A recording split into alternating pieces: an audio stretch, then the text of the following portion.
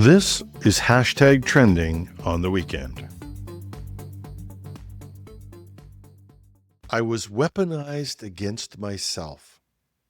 Those are the words of Sandra, a scam survivor, as she calls herself, one of an increasing number of victims of scams that target innocent people who are vulnerable, lonely, or trusting, and then maliciously and viciously destroying their lives, often taking everything they have.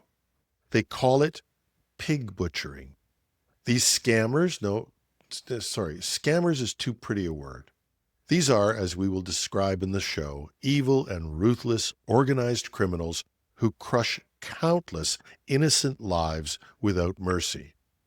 Which is also why some people, like my guest today, insist on calling the act by this brutal name. Not to shame the victims, but to draw attention to the cruelty. When we say countless lives, it's because it's true. We know the problem is huge. It's many times bigger than ransomware or any other threats. Reported annual losses are in the billions of dollars. Researchers at the University of Texas had estimated that over $75 billion had been stolen from 2020 to 2024. But that's just what is reported. Victims are often too ashamed to admit they've been taken in by these scammers. So less than 15% of them come forward by best estimates. The real losses could be staggeringly huge. But that's on a global basis. We can get lost in big numbers and forget that each victim is an individual human being that had their savings and often everything taken from them. In the show, I'm going to ask you to imagine if this happened to you or your family. What if you lost absolutely everything? Your home, your savings, everything. And you lost it because someone betrayed you, a friend, a confidant, maybe a romantic partner. They just took it all and disappeared. What if that was you? What if that was your parents? What if that was a close friend? If you think this can't touch your life, you're just perpetuating the myth. Statistically speaking, someone you love or someone you know has likely fallen victim. And the tragedy can be immense.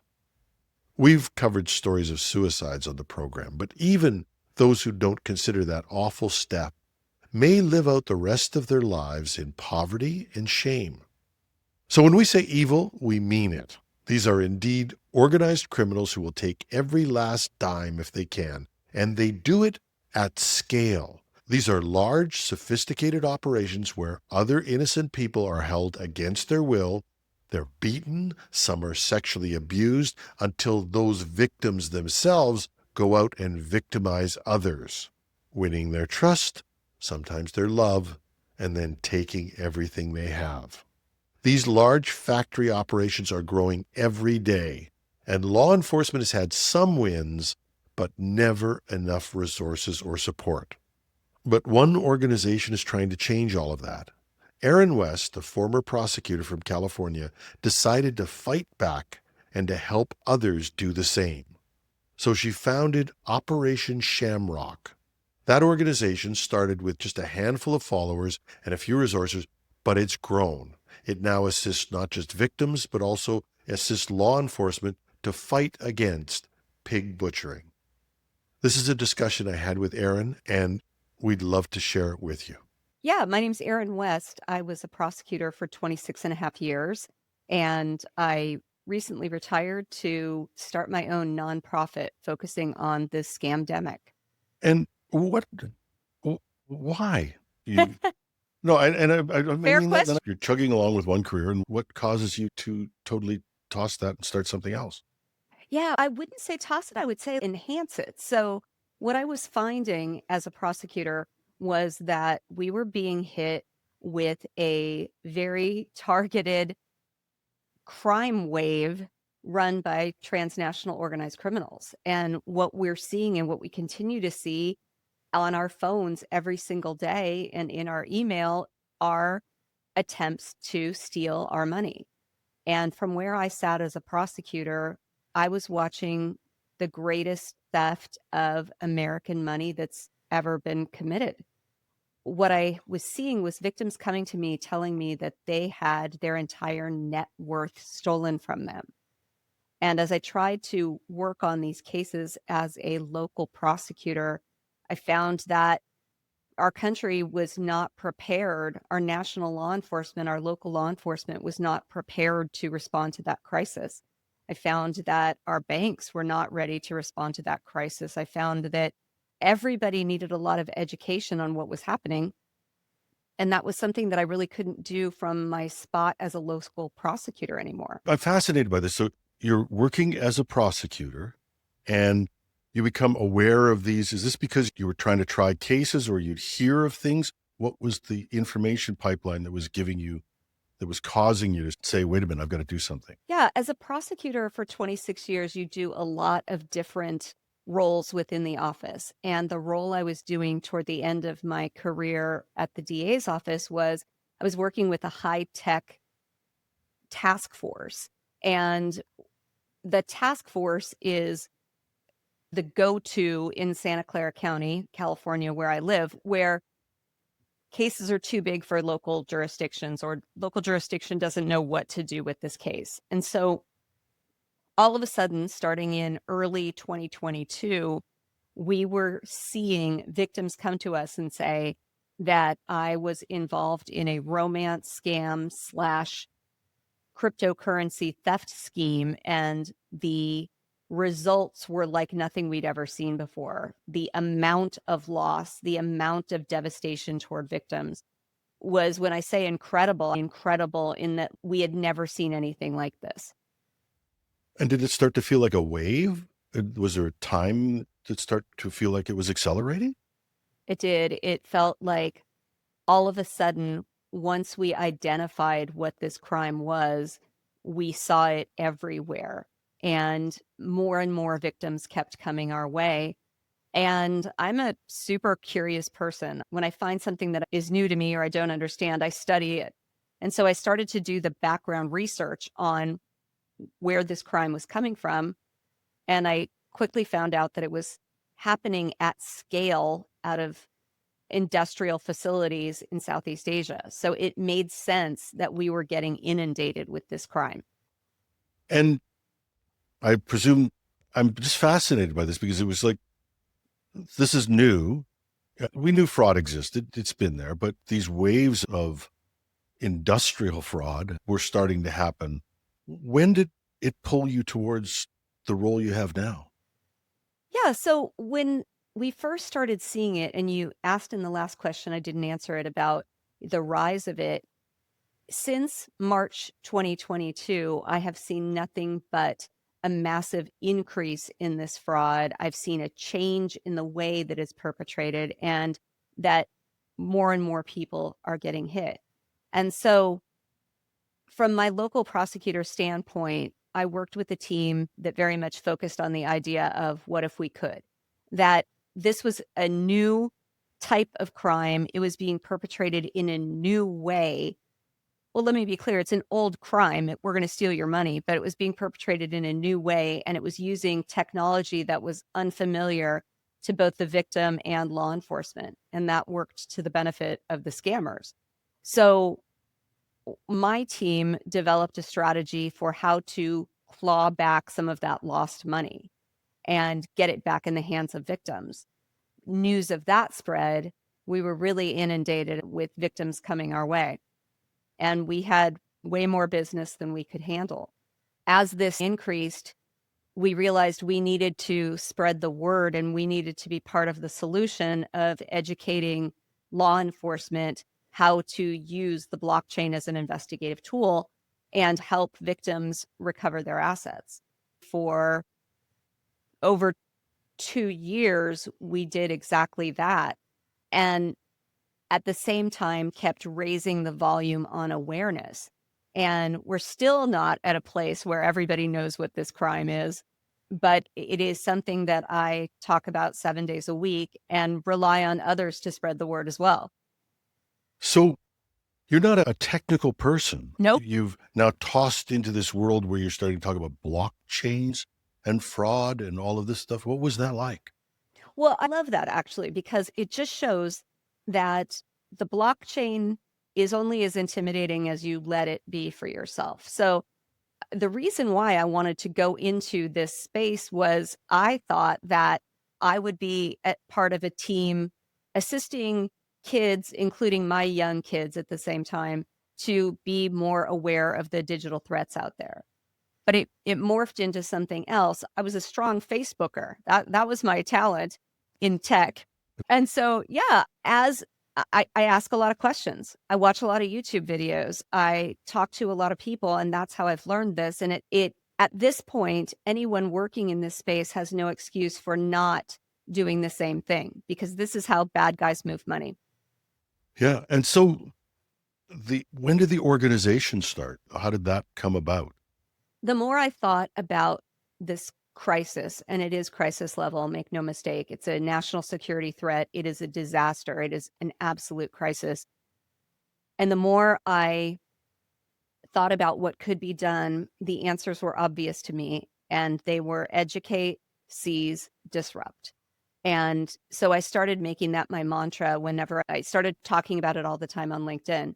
And I'd always end my posts with educate, seize, disrupt. And the more I started to get people identifying with that, and the more I dug into what really needed to be done, it was clear that this was a whole of government, whole of society issue, and that all of us needed to be aligned in order to properly combat this enemy.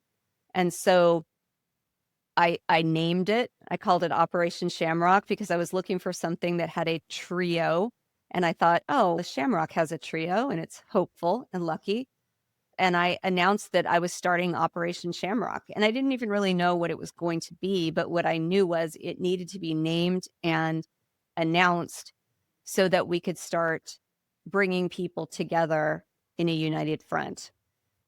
And so you started the organization. Now, what does the organization do? Victims come to you? Yeah.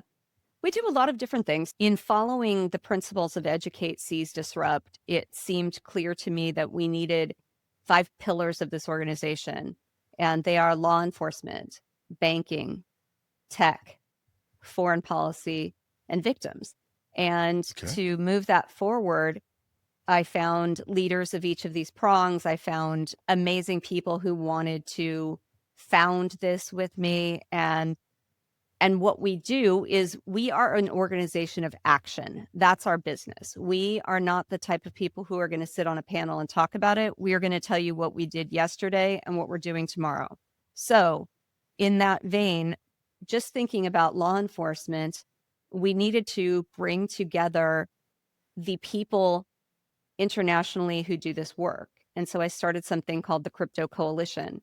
And it is an online list serve and group and community where we discuss what is happening in cryptocurrency investigations, and we teach each other. That group has grown from 85 people in 2022 to 2,300 today and growing. It is the place to be if you want to learn about and have a community of people who will help you learn how to investigate the blockchain. And that's just one of the things we do. Okay, so you educate the law enforcement officers, the people who are trying to do this, hopefully wonderfully with a prosecutor mindset so that they're gathering the evidence. Because I think that is a problem that people don't realize is that police officers are trained to gather evidence in pretty simple physical ways. I don't trivialize that. It's a complex world. But gathering evidence in an electronic world is a totally different effort. And we've seen parts of that. I was watching a trial this week in Canada, and a piece of evidence that's electronic just got tossed out. There's all kinds of issues. Is that the type of thing that you're working with?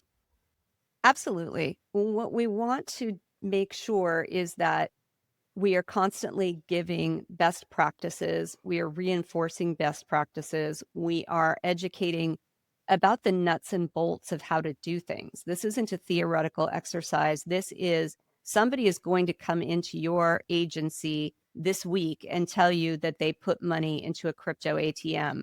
What are you going to do for them? And that's the type of work that we do. And we are there to set up law enforcement for success. We are there to set up a situation where they know what to ask a victim for and they know how to go get what the victim doesn't have. And obviously, there's the technical piece of it. Does it extend into helping the victims deal? One of the things that I've heard so much about is the shame. I talk about it openly on the program. My father was defrauded in the middle of the night, one of the stupid phone call scams. And he looked at me, and my dad was a very well-educated man, a You very know, smart man. Yeah, and I hope I wasn't disparaging, but I looked at him and he said, "Jim, it's 2 o'clock in the morning. Could have been your brother. What was I to yep, do?" And exactly. Exactly. yeah, That's one of the important parts of this. So, part of the awareness piece we do is we recognize that the scammers are so well set up for this because they've chosen a crime that makes people embarrassed and they've chosen a means of conveying money that people don't understand. So it's difficult to get victims to report and it's difficult to get these crimes investigated. It's perfect for scammers. So when we think about how do we how do we fight this? We need to fight it in a way that makes it comfortable for people to come forward. We don't have any idea how big this problem is because we know that if not enough people are reporting it. we know it's billions, and we know it's a terrible thing, and I think we know we've done stories on suicides and things like that that have resulted from this. But it's like the public doesn't. It's like we just want to put it off with petty theft or something, and I think That that seems to be the way it's treated. you're Or absolutely they right. were stupid, they were conned, even worse. You're absolutely right. That until we start taking this crime as seriously as it is, which is an attack on the world's financial wherewithal, a national security threat, we're going to continue looking at it as an old lady who lives with her cats and got taken advantage of. And that's not what this is. This is a very targeted, organized, deliberate threat designed to steal a generation's worth of wealth and cause chaos. Yeah, and I think even in the cybersecurity world, I won't call it a dispute, but I would call it a disagreement on what we even call this. I know there's a term pig butchering, which is very vivid. And then a lot of people say, wait a minute, back off from that. Why don't you call it financial grooming or romance scams or things like that? Where do you stand on that? The answer is very obvious to me personally, and that is we have to call this pig butchering. 60 Minutes is not interested in a story on financial grooming. If you tell people you want to talk to them about financial grooming, they are going to not listen because they think it will never happen to them.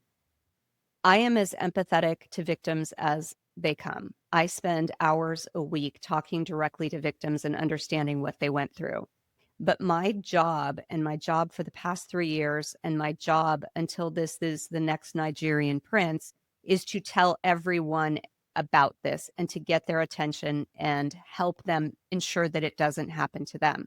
So I'm going to call it pig butchering every chance I get because it's vile, because this crime is vile. That is the nature. We've turned humans against humans to to take advantage of the things that make them human, to take advantage of their core need to be loved and to exploit that.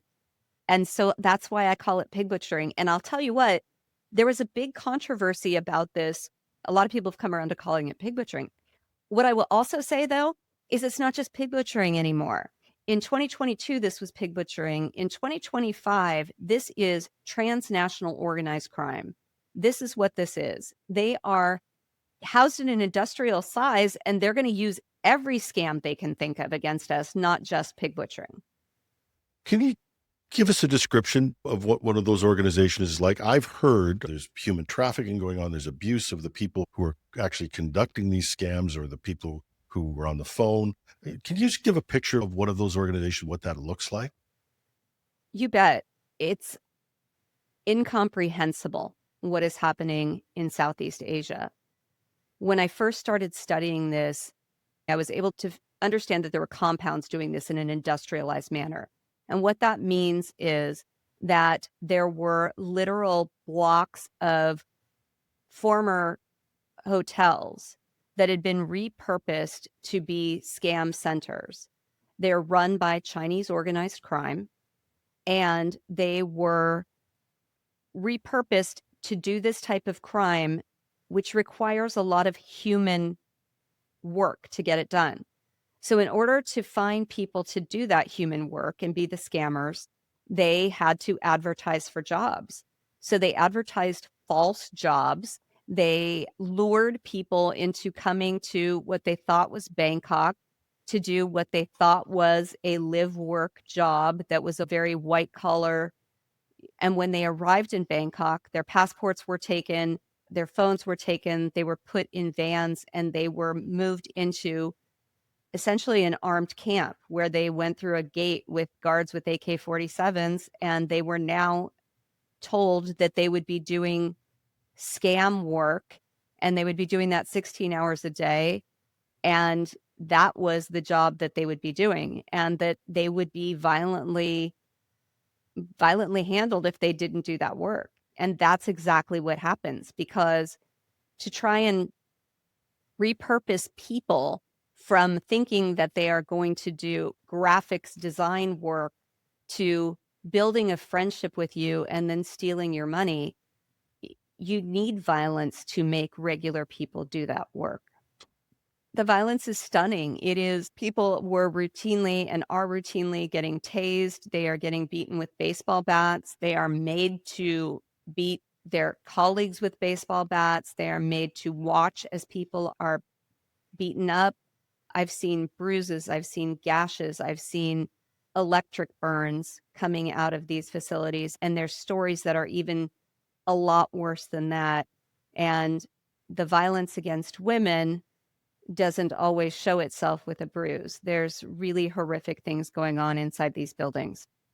I don't know what And you the say. violence, We see these things. We see these YouTube videos of, oh, I'm going to get the scammer and I'm going to humiliate them. And then you think that person's probably going to get beaten when you finish this call because they didn't handle it well. yeah, 100%. I think that's a message that needs to get out there. There is a lot of acceptance and cheerleading of, yeah, let's torture these victims by making it difficult for them. But the fact is, it makes it really difficult for them on the other side. Can you give me and because I want to frame this from the victim point of view as well, and I think it's important. Can you give me a story that would be, I don't know if it's the average, but the type of thing that you would see from a victim point of view in this? Yeah, I'm happy to do that. So what will happen is a victim will get a new friend in some way. And it can be from a text that seems directed to someone else and the victim responds, or it can be they're getting even more clever where they will reach out to you on LinkedIn and say something like, my niece is considering moving to Seattle. I see that you live there. Can you tell me about the public transportation there? Or something like that. People by nature want to be helpful and they want to share their helpful information. And so all they are trying to do with any of these methods is to start the conversation. And once the conversation is started, they will drop in a picture of usually an attractive young woman, and start the I'm sorry, conversation. that's how I know they're not interested in me. Oh, you are very funny. You're very funny. But that's what happens when we look at reality of what is happening in our world since COVID. We have a lot of lonely people, and the World Health Yeah. Organization will back that. A new conversation is welcome. And that conversation builds and builds. And soon people are spending 4 hours a day texting with this person that ultimately becomes their sole confidant. All of the really psychological techniques are used to isolate that victim and to reframe that victim's way of thinking into, this is the only person that I can trust. And over time, that relationship builds. It's a long con. It can go 90 days. All the while, the scammer is showing a really elevated lifestyle. They travel well, they drive a nice car, they have valuable things. Yeah. A friend got involved in one of these, and she's an intelligent person. She was recently split up, trying to date. Most people do online dating. And she came back and she'd met this man. He was living in Cyprus. He had a He'd sailed around the world. And I said, he's going to ask you for money. Hmm. And she said, oh, don't be silly. We've had great discussions. We've had heartfelt discussions about literature, about art, and all of that. I said, it's a con. And sure enough, thank God that I did tell her that, because everybody else was minding their own business. Right. But I Good did for tell you. her that. And when Right. he asked for money, she mentioned it to me. I said, I told you it was going to happen. And it's not your fault. I No. said, this is a bad person. You're not the bad person. But I think that's something that, and a friend of mine the other day, just there's a Facebook thing going around, and I joke about it because, like I said, I'm not looking for romance Right. at all in any way, shape, or form. But sadly, I've got a friend he's older. We're maybe looking for even just conversation. Yeah. Companionship. Yeah. And so they exploit this, build up the trust, and then and I don't think people realize how much money sometimes gets taken from these people. It's incomprehensible that these scammers are really stealing someone's entire net worth. There's a misconception that people are giving their money away to people they don't know. With these type of industrialized scams, they are leading these victims to believe that they have found an amazing way to increase their own personal value by investing in this particular cryptocurrency scheme. And they will show them false profits, and they will lead them to believe that they're becoming millionaires. And as that happens, victims continue to add money because they see an increase, and they see that it's their account. And so at the end of the day, it's that technique that really decimates people. I've looked at it and said, if all Oh, my yeah. retirement money was gone, what would I do? And that's Right? what situation people are in. They've That is mortgaged their exactly right. home, they've lost their money, and now they're devastated. Is there anybody who can help them? Can they ever get any of that back? Yeah, one of the things that I insist upon at Operation Shamrock is tough love and being honest about what might and what will not work. And I would say that as we develop capability of law enforcement across the United States, we have come up with ways that some of that money might be able to be recovered if victims report immediately. But the nature of this crime is victims are not going to report immediately because it's going to take them a bit to come to terms with what has happened and to be able to get themselves in a position where they feel comfortable telling this story. And that also benefits the scammers. So, what frequently happens is because they don't immediately go to law enforcement, they get on Google and they start looking for people to help them recover their money. And that is a secondary scam, Oh and my people God. are losing yet another $10,000, $20,000 to scammers who say they can get their money back for you. So what I will say is it is highly unlikely that you will recover any money, period. Your only your best and only means of recovery is immediately getting that information in the hands of capable law enforcement. And to do that is another piece that we've built at Operation Shamrock. And that is we've built a team of investigators who, on their time off, will investigate any case that comes their way.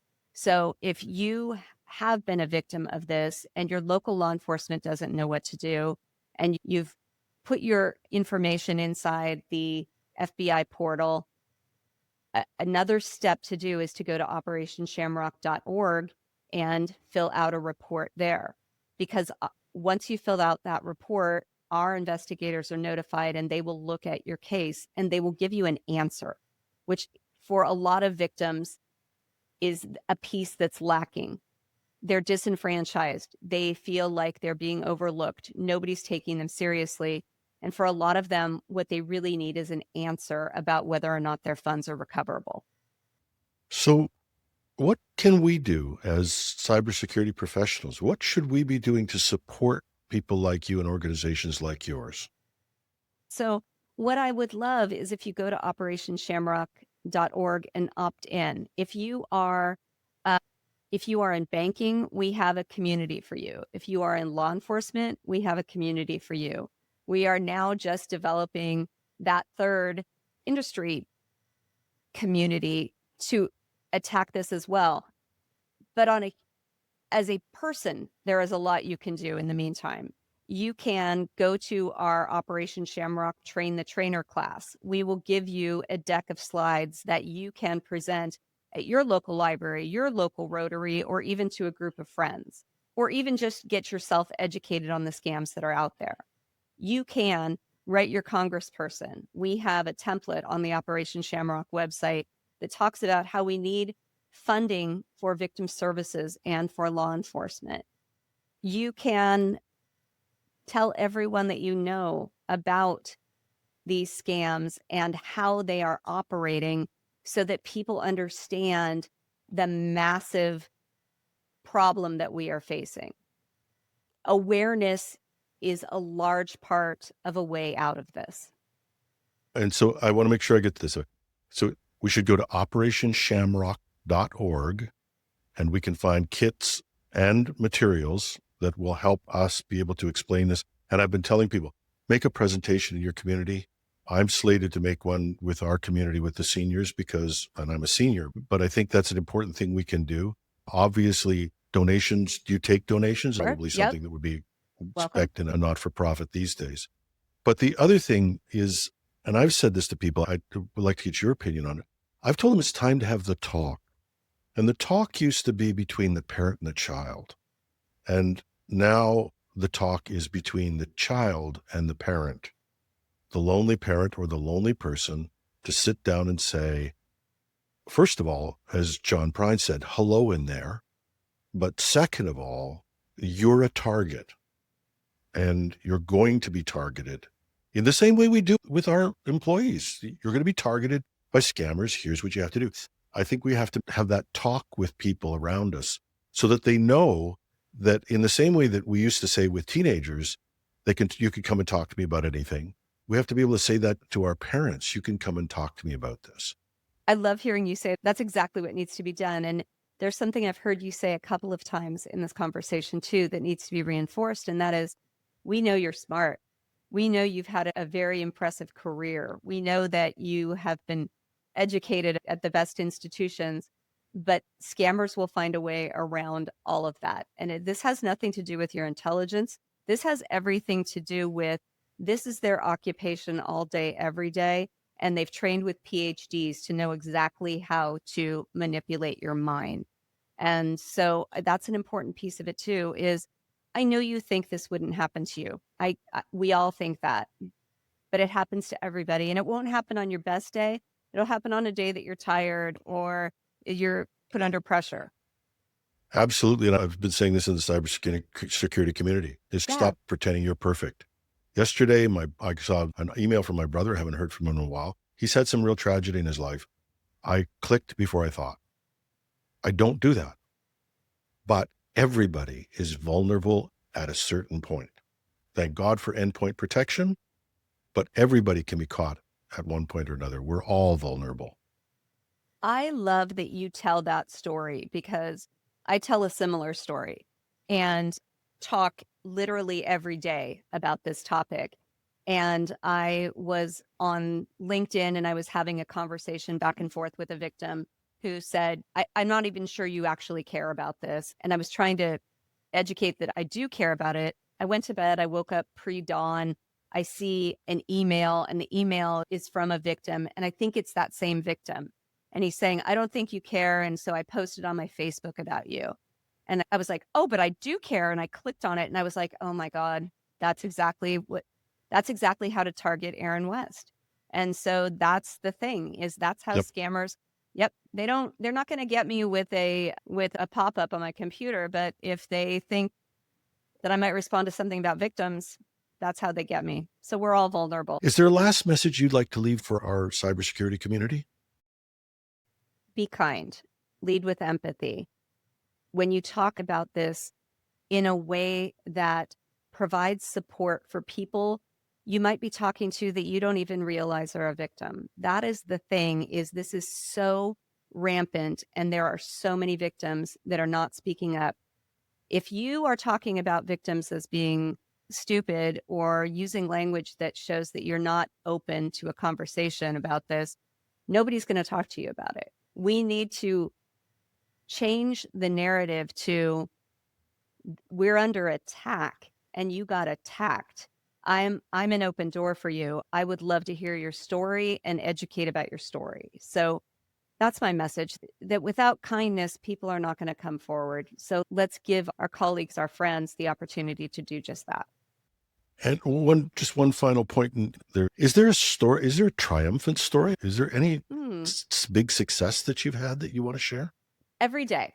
Every day there is something, and you can always look for the positive. You can get mired down in the negative, but you can also look for the positive. And so what I will say is, I'll give you a great one. In this work, I've become acquainted with other people internationally who are helpers. And someone reached out to me in London and said, I am working with a British victim, and her scammer was arrested in Nigeria. On that Nigerian phone, there was a conversation with a woman in Florida who's already sent him $2.4 million. She is selling her house. The house closes on Tuesday, and she's about to send him another 1.3 million and meet him in Switzerland. Can you help me find that victim and get someone to help her? And so I dropped that into my Crypto Coalition listserv, and within 10 minutes, someone reached out to me and gave me a contact in that county. I reached out to that person on a weekend, and by Monday morning, someone was at the house of this victim and got her to understand what was happening and not send that money. So this is how we fix this. It is little stories every day that move us forward. It is continuing to focus on the positive, because if we look at this thing, it is massive and ugly and on fire. But if we keep throwing a cup of water and moving forward, it's really the only way forward. And so we have to look for those successes. Yeah, and you can save one life anyway. I would say that it's a thing we do in cybersecurity, because we can't do everything. We don't do anything. Love it. Yeah. So it's just like cybersecurity. Take the steps you can take. One of them, and I'm going to treat you all, I will be on the site today, is operationshamrock.org, operationshamrock.org. Go there after this, have a coffee, look at the site, and get involved. Erin West, you are marvelous. Thank you so much. I'm so glad I get the wonderful pleasure of meeting people across the internet. And this has been a wonderful meeting, and I wish you the best with this, and we will have you back. Thank you so much for having me. And that's the conversation with Erin West from Operation Shamrock. I hope you were as moved as I was, and I wasn't kidding when I said I'd be signing up on the operationshamrock.org website. Nor was I kidding when I said this would be the first of our conversations. I'm sure we'll have her back, and we've already got some follow-up shows with law enforcement, and we'll be asking them some questions about this. Because as cybersecurity followers and professionals, I think you'll agree we may have an obligation to use our skills to help fight this growing scourge. I know I say I'd love to hear from you, and it's true. But on this topic, I really would like to hear from you and get your thoughts. So right after you get to your computer and you go to operationshamrock.org and you check them out, maybe you'll drop me a line too. You can reach me at editorial@technewsday.ca or on LinkedIn, or if you're watching on YouTube, just leave a comment under the video. I'm your host, Jim Love. Thanks for listening.